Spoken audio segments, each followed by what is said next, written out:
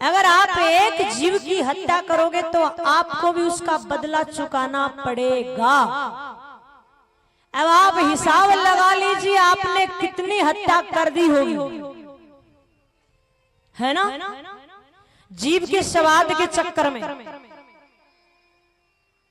लेकिन आपको ये नहीं पता अगली योनि में इसका हिसाब देना पड़ेगा, क्योंकि जिसको तुम मार रहे हो, जिसको तुम सजा दे रहे हो, जिसको तुम पीड़ा दे रहे हो, वो भी तो किसी का बच्चा है, वो भी तो किसी की संतान है।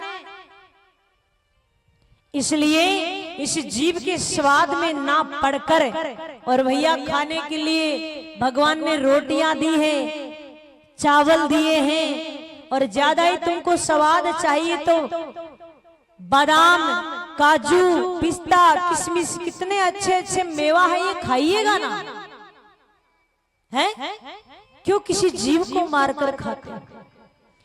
और एक बात और नोट कर लीजिएगा, आप जब ये तामसी भोजन करते हो ना, इसीलिए तुम्हारी बुद्धि भ्रष्ट रहती है, और इसीलिए तुम्हारे यहाँ बात बात पर झगड़ा हो जाता है, बात बात पर हर प्राणी को मार देता है, भाई भाई को मार देता है, पति अपनी पत्नी को मार देता है, और पत्नी अपने पति को मार देती है।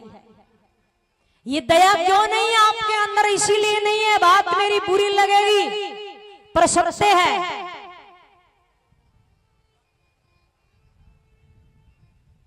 किसी जीव को मारने से पहले तुम्हारे हाथ क्यों नहीं कांपते?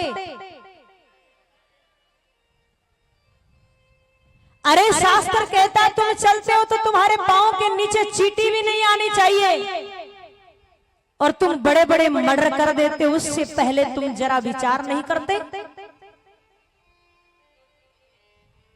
हर जीव पे, हर प्राणी पे दया करना सीखो। और आजकल तो दया करना बहुत दूर की बात है, हम खड़े होकर रील और बनाते हैं, मदद करना तो दूर की बात है। नहीं हो सके तो इस जीवन में किसी की मदद कीजिए,